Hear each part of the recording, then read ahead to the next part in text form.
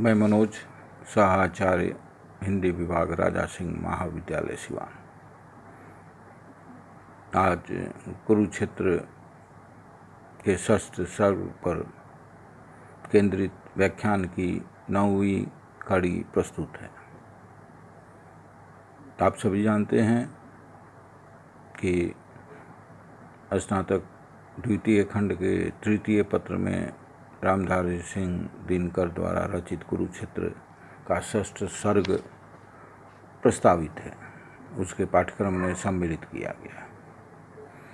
विगत के 8 व्याख्यानों में षष्ठ सर्ग के कविताओं के भावार्थ पर चर्चा की जा चुकी है। व्याख्यान की 9वीं कड़ी में जो बचे हुए शेष अंश हैं उस पर चर्चा की जाएगी। जैसा कि आप सभी जानते हैं कि कुरुक्षेत्र की रचना 1946 के लगभग हुई। पिछले व्याख्यानों से आप ये भी जान गए होंगे कि 1946 में अपनी प्रत्यक्ष आँखों से कवि ने द्वितीय विश्व युद्ध के दुष्परिणामों को देखा। उसी क्रम में ये चर्चा भी की गई थी कि द्वितीय विश्व युद्ध का अंत जापान के नागासाकी और हिरोशिमा शहर पर परमाणु बम के भयंकर दुष्परिणामों के साथ होती है। परमाणु बम का विध्वंस पहली और आखिरी बार इन 2 शहरों ने अभी तक की सभ्यता में झेला है। कभी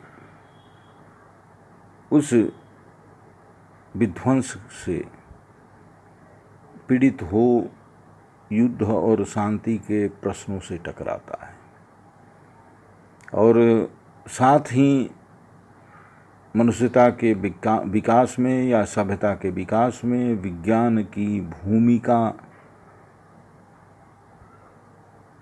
कितनी होनी चाहिए उस पर भी वह सोचता है कि आखिर विज्ञान वरदान है या अभिशाप सभ्यता के लिए। नागासाकी और हिरोशिमा पर जो बम गिरे और जितने लोग मारे गए वहाँ के रहने वाले लोगों की पीढ़ियाँ आज तक झेलती आ रही हैं। कभी उस विध्वंस विज्ञान का विध्वंसक रूप देखकर कवि का हृदय हिल जाता है कि मनुष्य जिस विज्ञान की बदौलत वैज्ञानिक सोच की वकालत करता है, जिस विज्ञान की बदौलत वैज्ञानिक दृष्टि की बदौलत समाज में समरसता समानता लाने का दंभ भरता है, वही विज्ञान जो मनुष्य के हाथों में बुद्धि के बदौलत विकसित हुआ है, वही विज्ञान सभ्यता को विध्वंस करने के लिए उतारू है। आप सभी को आश्चर्य होगा कि आज के दिनों में भी पूरे विश्व में जितने भी देश हैं उन लोगों के पास इतने परमाणु हथियार हैं कि उससे इस पृथ्वी को कई बार नष्ट किया जा सकता है। ये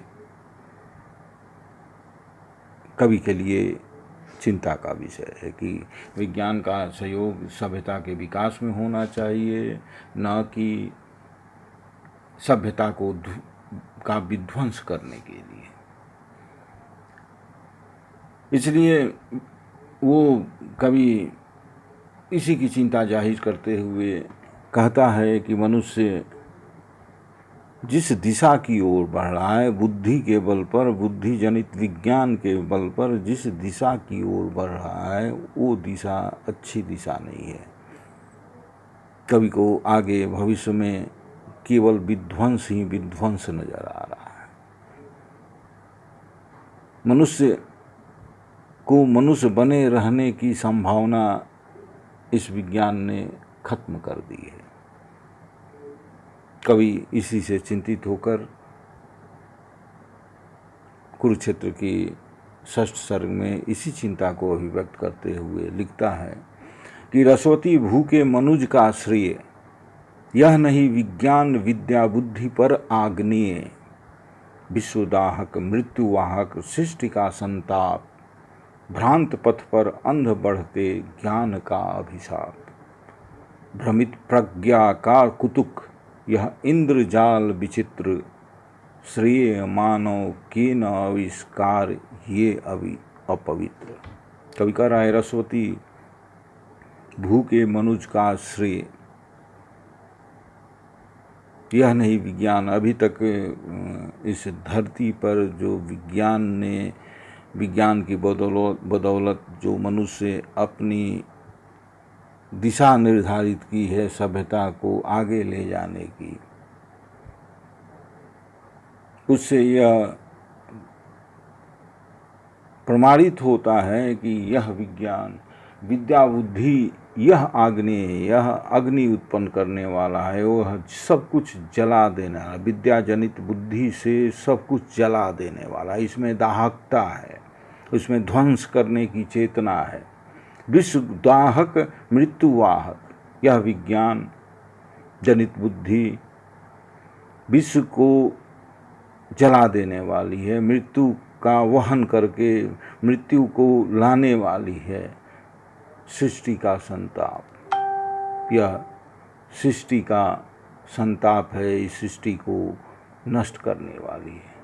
भ्रांत पथ पर अंध बढ़ते ज्ञान का अभिशाप, यह मनुष्य अपनी दिशा जो तय किया है बुद्धि के सहारे, हृदय को खोते हुए, भावनाओं को प्रश्रय नहीं देते हुए, इसकी बुद्धि भ्रमित है, भ्रमित प्रज्ञा का कुतुक, यह इंद्रजाल विचित्र, यह जादुई इंद्रजाल अजीब विचित्र है। इसकी हमें कवि कहता है कि ये समझ से परे है कि कभी मनुष्य किस भ्रम में रह रहा है कि जिस विज्ञान के बदौलत वो सभ्यता को चरम पर ले जाने का दावा करता था, वही विज्ञान आज उसी सभ्यता को ध्वंस करने के लिए उतारू।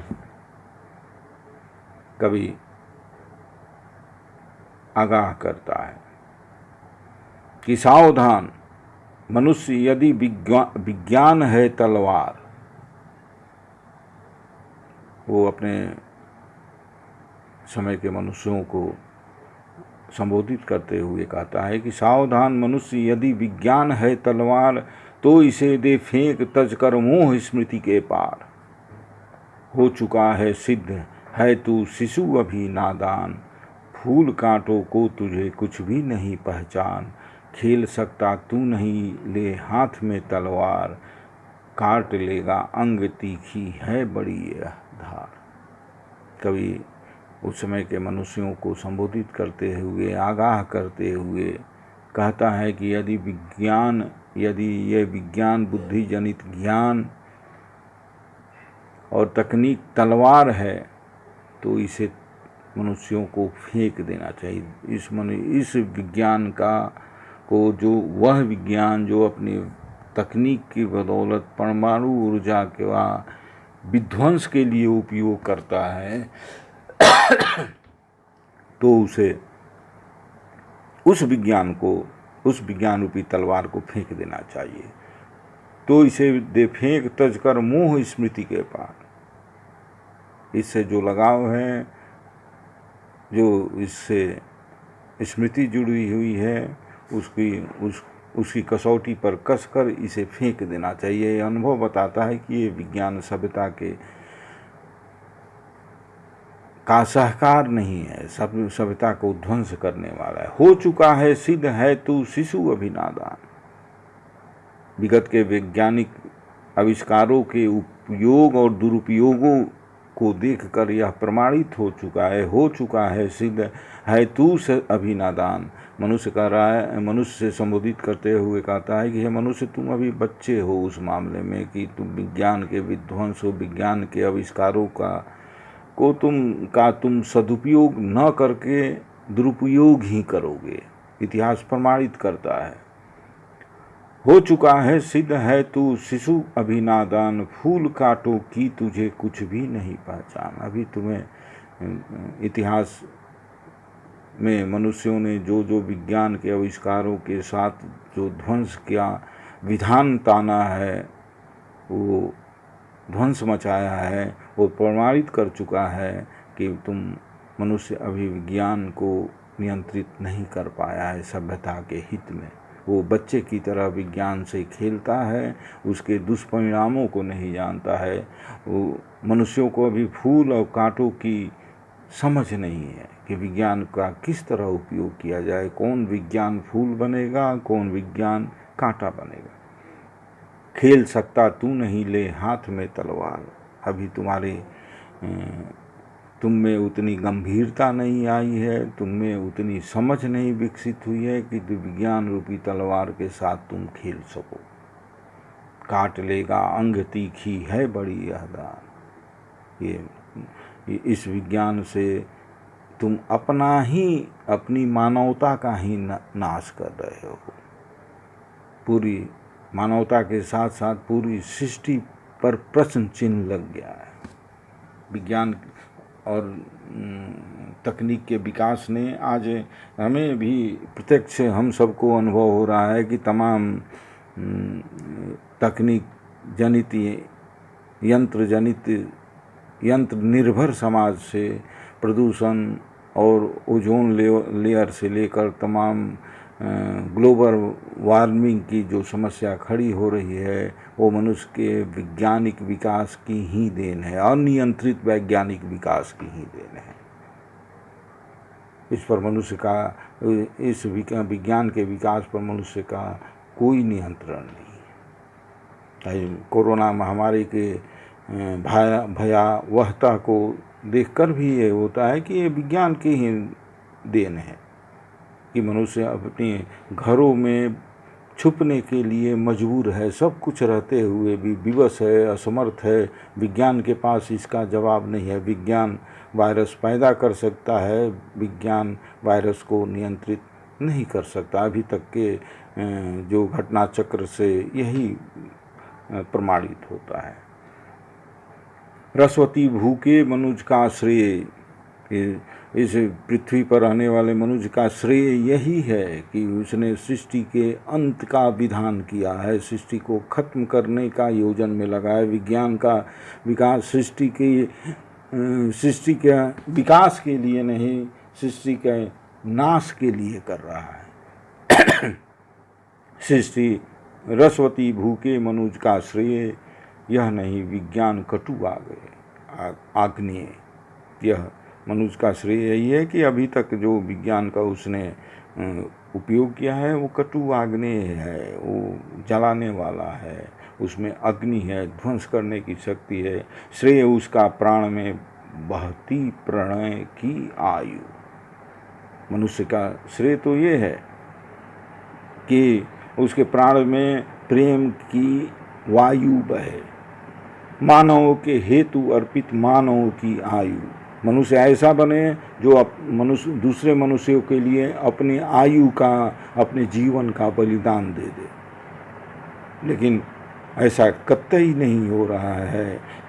मनुष्य त्याग, बलिदान और प्रेम को भूल चुका है।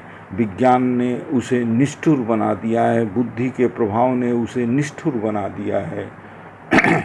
श्रेय उसका आंसुओं की धार।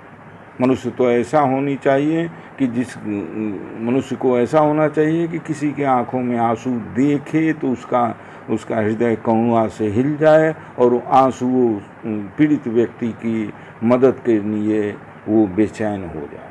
श्रेय उसका मग्न वीणा की अधीर पुकार, श्रेय उसका आंसुओं की धार, श्रेय उसका भग्न वीणा की अधीर पुकार। श्रेय उसका ऐसा होना चाहिए कि भग्न दूसरे के आंखों में आंसू देखे तो उसके हृदय में करुणा उपज जाए और आंसू आने की परिस्थितियों को दूर करने के जतन में लग जाए।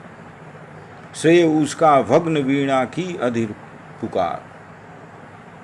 मनुष्य का श्रेय तो होना चाहिए कि कोई निर्धन गरीब हृदय से निरीह अगर उसकी अधीर पुकार हो तो उस पर वो खड़ा हो जाए, उसके पास उसके हित के लिए दौड़ जाए। दिव्य भावों के जगत में जागरण का गान, मानव का श्रेय, आत्मा का किरण अभियान। दिव्य भावों के जगत में जागरण का गान, मनुष्य का ऐसा होना चाहिए कि दिव्य भावों के साथ पूरे संसार को जगाने की कोशिश करे। मनुष्य होने का एहसास, मनुष्य सटीक मनुष्य बनने की प्रेरणा सबको दे। मनुष्य भावनाओं से जाना जाता है और भावनाओं